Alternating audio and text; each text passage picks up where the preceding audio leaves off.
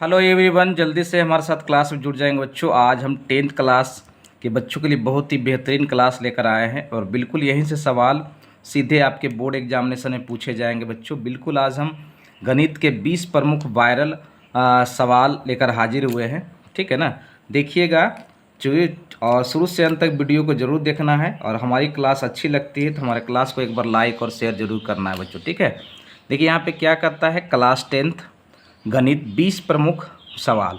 पहला सवाल कि एक त्रिभुज का क्षेत्रफल ज्ञात करें जिसके शीर्ष बिंदु क्रमशः 0, 4, 3, 6, -8 और -2 है जी। ठीक है, इसमें हमारा देखिए एक त्रिभुज है। त्रिभुज हमारा ABC है जिसके नियामक 0, 4, 3, 6 और -8, 2 है। इसको हमने x1 कहा, इसको हमने y1 कहा, इसको हमने x2 कहा, इसको हमने y2 कहा, इसको हमने x3 कहा, इसको y3 कहा। देखिए त्रिभुज का क्षेत्रफल का एक फॉर्मूला होता है हाफ और ये होता है मोड। ठीक है, दोनों तरफ आपको मोड लगाना है।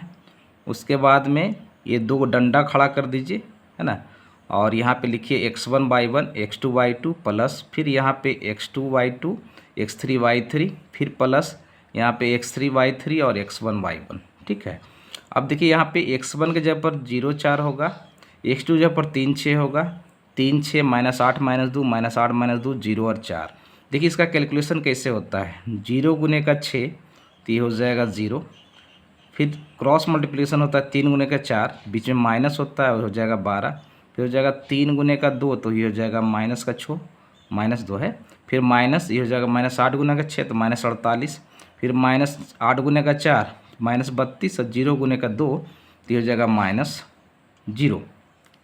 अब ये होगा -12 -6 माइनस प्लस 48 -32 32 34 12 50 में से 48 जाएगा 2 और 2/2 ये हो जाएगा 1 वर्ग इकाई। इस फॉर्मूले को ज़रूर याद रखेंगे बच्चों, इस फॉर्मूले को ज़रूर याद रखेंगे। बिल्कुल सवाल सीधे यहीं से आपके बोर्ड एग्जामिनेशन में आने वाले हैं बच्चों। क्लियर है? चलिए बहुत अच्छे, ये पहला इम्पोर्टेंट सवाल हो गया। चलिए अब दूसरे सवाल की ओर बढ़ते हैं कि दूसरा इम्पोर्टेंट सवाल हमारा है क्या। ठीक है ना, बिल्कुल हमारे साथ आप लोग बने रहिएगा, टेंशन नहीं लेने का बच्चों। बिल्कुल हमारे साथ आपको बने रहना है और मैं दूसरा सवाल लेकर आ रहा हूँ। ठीक है, चलिए दूसरा इम्पोर्टेंट सवाल आपके स्क्रीन बोर्ड पे आ गया। ठीक है ना, ये दूसरा सवाल आपके स्क्रीन बोर्ड पे आ गया बच्चों। ठीक है ना, देखिए दूसरा सवाल आपको दिख रहा होगा। देखिए सवाल क्या है, कहता है कि सिद्ध करे कि √2 + 2 का होल स्क्वायर एक अपरिमेय संख्या है बच्चों। ठीक है, तो देखिए सबसे पहला काम हमें क्या करना है।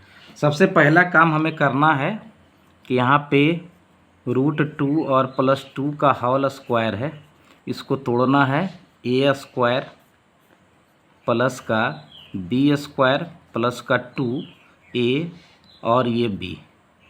ठीक है, तो ये हो जाएगा √2 का स्क्वायर 2, 2 का स्क्वायर 4 और ये हो जाएगा 4√2, यानी बोले तो ये हो जाएगा 6 और प्लस का 4√2। ठीक है, अब देखिए चूँकि इसको अपरिमेय संख्या साबित करना है तो यहाँ हम इसको मानना पड़ेगा। यहाँ पर मानते हैं कि माना कि 6 + 4√2 एक परिमेय संख्या है। इसका अपोजिट मानिए, क्या मानना है? एक परिमेय संख्या है। क्लियर? अब देखिए यहाँ पे जब हमने मान लिया कि 6 + का 4√2 एक परिमेय संख्या है तो ये अंश बटा हर के रूप में होगा, जहाँ p भी पूर्णांक होगा और q भी क्या होगा? ये पूर्णांक होगा बच्चों। ठीक है ना, आगे यहाँ पे यदि हम 4√2 लिखे बराबर हो जाएगा p/q और माइनस का 6 बराबर हो जाएगा p - का 6q और बटे का ये हो जाएगा q। और देखिए यदि हम यहाँ पर लिखे तो √2 बराबर जो होगा p - का 6q हो जाएगा, p - का 6q और बटे का 4q हो जाएगा। ठीक है, यानी हमने क्या लिखा यहाँ पे कि p - का 6q और बटे का 4q। अब यहाँ पर देखिए p भी पूर्णांक है, p भी हमारा पूर्णांक है और पूर्णांक माइनस है, पूर्णांक गुने का पूर्णांक तो ये हो जाएगा पूर्णांक और बटे का पूर्णांक गुने का पूर्णांक तो ये भी हो जाएगा पूर्णांक, यानी कि पूर्णांक माइनस का पूर्णांक तो ये हो जाएगा पूर्णांक और बटे का क्या हो जाएगा? ये हो जाएगा पूर्णांक। ठीक है ना, पूर्णांक बटे का पूर्णांक जो होता है ये परिमेय होता है जी। क्या होता है? परिमेय होता है बच्चों। पूर्णांक बटे का पूर्णांक क्या होता है? ये परिमेय होता है। कोई दिक्कत नहीं क्या बानू? चलिए अब देखिए यहाँ पे हमारा ये इधर √2 क्या हो गया, तो √2 जो हो गया ये अपरिमेय हो गया बच्चों। √2 क्या हो गया? अपरिमेय हो गया। और इधर से हमारा क्या आ गया? इधर से हमारा क्या आ गया? इधर से हमारा परिमेय आ गया। ठीक है, यानी कि परिमेय बराबर अपरिमेय ये कभी नहीं हो सकता है। ठीक है ना, इसलिए हमारा मानना गलत हुआ। और √2 और प्लस का 2 का होल स्क्वायर क्या हो जाएगा? एक क्या होगा? तो अपरिमेय संख्या होगा। क्या होगा? अपरिमेय संख्या होगा। ठीक है, इसी प्रकार से आप प्रूफ कर सकते हैं।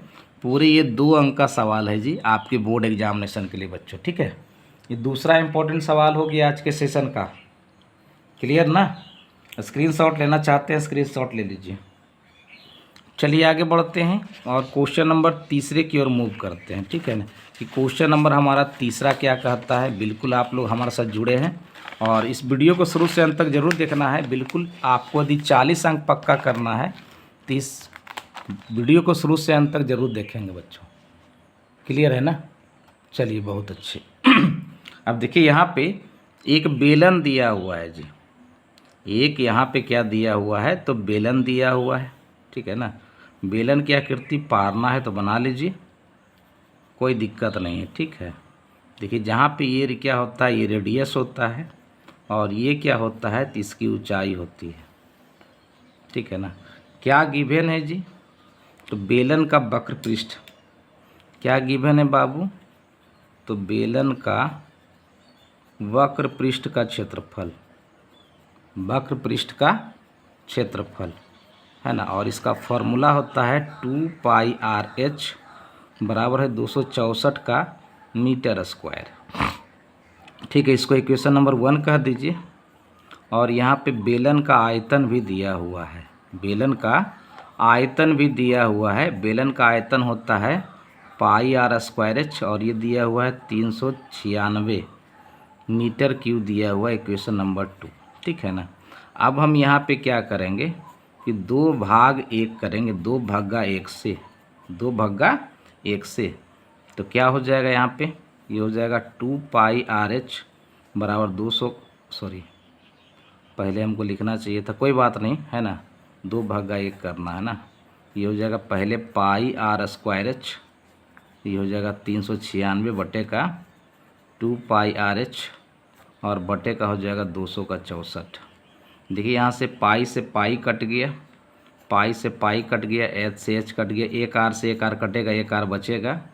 ठीक है ना, तो देखिए क्या हो गया, ये r बटे का 2 बराबर ही हो गया 396 और बटे का 264। अब देखिए यहाँ पे काटिए इसको। 11 तिया का 33, 11 छक्के 66, 11 दूनी की 22 और 11 चौका 44। 6 से काटिएगा, 6 छक्का 36, 6 चौका 24। ठीक है, यानी कि यहाँ पे r/2 बराबर जो होगा ये 3 बटे का 2 हो जाएगा जी। ठीक है ना, बिल्कुल ध्यान से 2 और 2 काट दीजिए। यहाँ पे r बराबर क्या हो जाएगा 3। ठीक है ना, तो ये बेलन का क्या निकल गया? त्रिज्या। बेलन का क्या निकल गया? त्रिज्या निकल गया जी। ठीक है ना, और यहाँ पे यदि इसकी ऊंचाई की बात करें, यहाँ पे इसकी ऊंचाई की बात करेंगे, किसी x में रख दीजिए, किसी एक में रख दीजिए ना। ये हो जाएगा 2 गुने का 22 बटे का 7 और गुने का 3 और गुने का h बराबर का 264। ठीक है, अब 22 से काट सकते हैं, 22 से इसको काटिए, 22 से कम 1, 22 दूनों का 44 और यहाँ पे h बराबर जो होगा 12 गुने का 7 और बटे का हो जाएगा 6, यानी हो जाएगा 14। हाँ, 14 सेंटीमीटर हो जाएगी। मीटर है तो मीटर हो जाएगा। ठीक है, और यहाँ 3 मीटर हो जाएगा। रेडियस निकल गया 3 और ऊंचाई निकल गया हमारा 14, यानी कि r का मान जो आ गया ये आ गया 3 मीटर और h का मान जो आ गया ये हो जाएगा 14 मीटर। ठीक है, कोई दिक्कत है तो ज़रा बताएंगे। बिल्कुल इसी सवाल यहीं से आपके बोर्ड एग्जामिनेशन में सीधा पूछा जाएगा बच्चों। क्लियर है कहानी? ओके ना, कोई दिक्कत होगा ज़रा बताएंगे जी। बिल्कुल सवाल यहीं से आपकी बोर्ड एग्जामिनेशन में आने वाले हैं जी।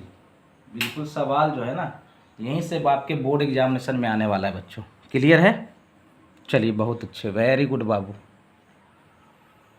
चलिए तीसरा इम्पोर्टेंट सवाल हो गया, ओके ना।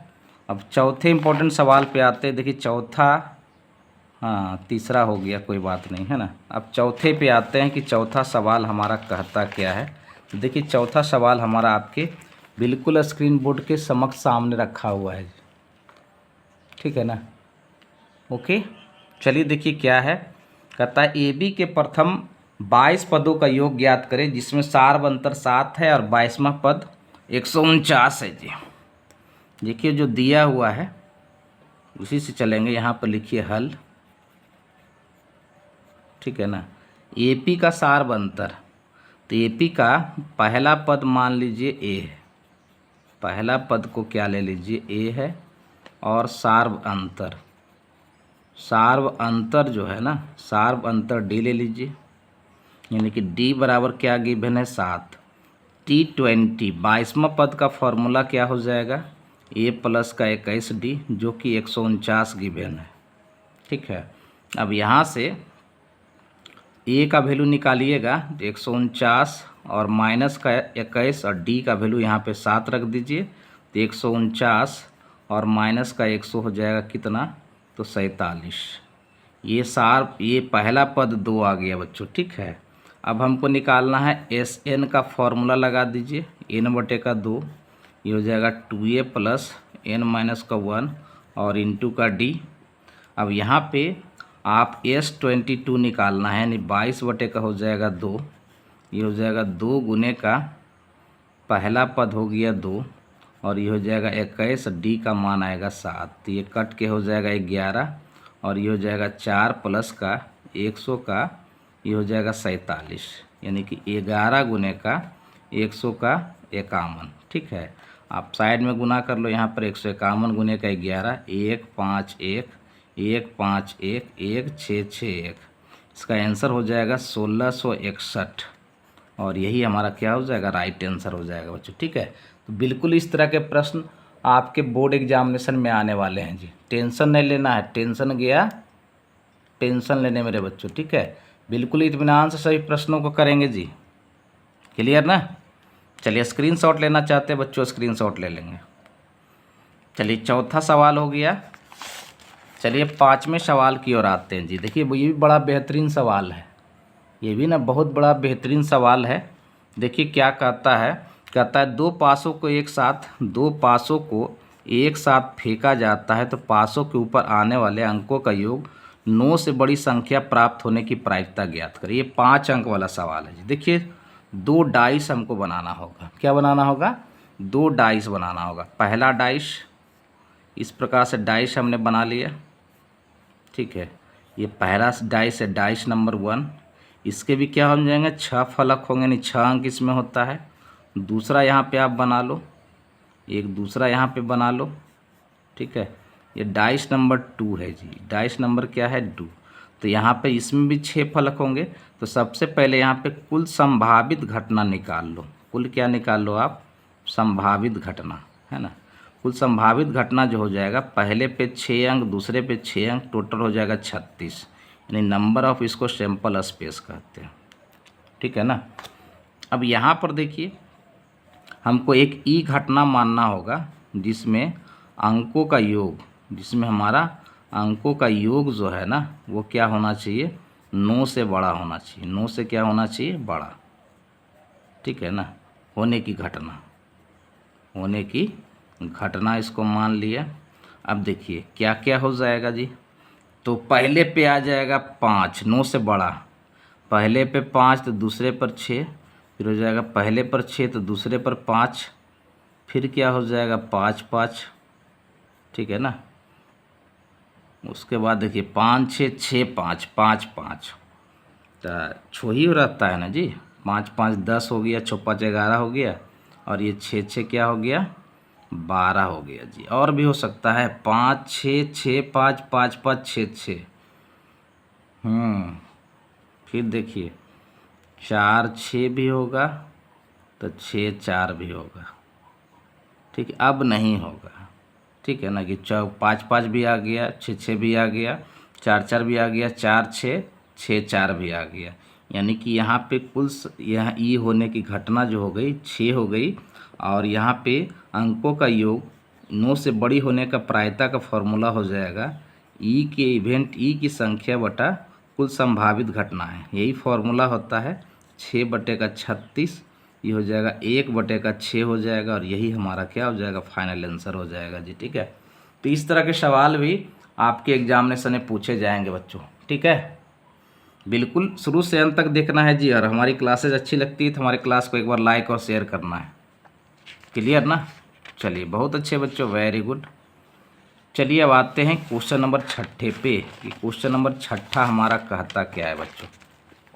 ठीक है ना, क्वेश्चन नंबर 6 हमारा कहता क्या है, बिल्कुल आपके स्क्रीन बोर्ड पे दिख रहा होगा। ठीक ना, देखिए क्वेश्चन नंबर 6 क्या है। एक आयताकार मैदान का क्षेत्रफल यदि 60 वर्ग मीटर है, यदि उसकी लंबाई 5 मीटर और चौड़ाई 2 मीटर है तो अधिक होने पर यह वर्गाकार हो जाता है। यानी पहले इसको समझते हैं। ये एक आयताकार है जी, ये एक आयताकार मैदान है। ठीक है ना, जिसकी लंबाई को हमने x मान लिया, चौड़ाई को हमने y मान लिया। ठीक है ना, तो सबसे पहले इसका क्षेत्रफल निकालो। क्षेत्रफल बराबर क्या हो जाएगा, लंबाई गुने का चौड़ाई, जो कि 260 वर्ग मीटर के बराबर होगा। फिर देखिए फर्दर क्या कहता है, इसके लंबाई को ना बढ़ा दिया जाए, इसको लंबाई को 5 मीटर कम कर दिया जाए। तो इसकी लंबाई जो है ना, यदि 5 मीटर कम हो जाती है और इसकी चौड़ाई जो है 2 मीटर अधिक हो जाती है, तो ये क्या बन जाता है, वर्ग बन जाता है। वर्ग बनेगा, इसका अंदर लंबाई बराबर क्या हो जाएगा, चौड़ाई हो जाएगा। तो यहाँ पे x माइनस का 5 बराबर का, सॉरी ये बाई लिए है ना, बाई लिए हैं, बराबर बाई प्लस का हो जाएगा 2। ठीक है ना, यानी कि फर्दर यहाँ पे हो जाएगा x माइनस बाई बराबर हो जाएगा 7। ठीक, इसको इक्वेशन नंबर 2 कहिए। अब इस इक्वेशन नंबर 1 से बाई का मान निकाल लो, 260 और बटे का हो जाएगा x। अब यहाँ पे ना देखिए क्या करना है, बिल्कुल अब यहाँ पर देखिए क्या करना है, बिल्कुल इत्मीनान से सभी को सॉल्यूशन देखते जाइए। अब यहाँ पे बाई का मान 1 में रखिए, बाई का मान 1 में रखने पर ठीक है क्या हो जाएगा, x माइनस 260 बटे का x बराबर का 7। इसका कैलकुलेशन कीजिएगा तो एक्स स्क्वायर माइनस का 7x माइनस का आ जाएगा 260 बराबर x। अब ये देखिए द्विघात में आ गया, और द्विघात का यदि हम फॉर्मूला यहाँ पे लगाएं x बराबर, तो ये हो जाएगा 7 प्लस माइनस 7 का स्क्वायर हो जाएगा, तो हो जाएगा 49, और माइनस माइनस प्लस ये 4 गुने का हो जाएगा 200 का 60, और बटे का हो जाएगा यहाँ पे ये 2 हो जाएगा। ठीक है, यानी हो जाएगा 7 प्लस माइनस अंडर रूट हो जाएगा 49, और प्लस ये हो जाएगा 0, और 6 चौका 24, और 4 9 8 2 का ये हो जाएगा 10, और बटे का हो जाएगा 2। यानी x का मान जो आएगा ये हो जाएगा 7 प्लस माइनस अंडर रूट जो होगा 10 का 89। ठीक है ना, और बटे का हो जाएगा 2। यानी कि 1089 का यदि वर्गमूल हम निकाल लें तो हमारा काम बन जाएगा, है ना। x का वैल्यू निकल जाएगा 1089, यानी 33 गुना 33 करके देखते हैं। 3 तिया 9, 3 तिया 9, 3 तिया 9 और 3 तिया 9, 9 9 9 18, 9 1 10, 33 आएगा जी। यानी कि 7 यहाँ पे प्लस माइनस ये हो जाएगा 33 और बटे का 2, यानी हो जाएगा 40 बटे का 2, यानी कि हो जाएगा 20 हो जाएगा बच्चों। क्या हो जाएगा यहाँ पे 20 हो जाएगा। ठीक है, ओके ना। कोई दिक्कत होगा जरा बताइएगा, क्या हो जाएगा 20 हो जाएगा। ठीक है, कोई दिक्कत, 20 आया इसका आंसर। इसका मतलब यहाँ पे यदि हम लंबाई की बात करें, फाइनली अंततः इसके आंसर की बात करें तो लंबाई बराबर जो हो जाएगा ये है हमारा x का वैल्यू आया ना, लंबाई आ गया हमारा 20 मीटर। ठीक है ना, और चौड़ाई की बात करेंगे जो कि y के बराबर है, तो 260 और बटे का हो जाएगा 20, यानी हो जाएगा 13 मीटर। एक ये आंसर हो जाएगा, एक ये आंसर हो जाएगा बच्चों। कोई दिक्कत है यहाँ तक नहीं खे बानू? चलिए बच्चों, बहुत इम्पोर्टेंट ये क्वेश्चन है, 6ठा सवाल हो गया। स्क्रीनशॉट ले सकते हैं आप। चलिए अब आते हैं हम 7वें नंबर सवाल पे। आते हैं हम यहाँ पे 7वें नंबर सवाल पे आ रहे हैं। बिल्कुल सवाल यहीं से आपके बोर्ड एग्जामिनेशन में आएंगे बच्चों, टेंशन नहीं लेना है, ठीक है ना। 7वां इम्पोर्टेंट सवाल है।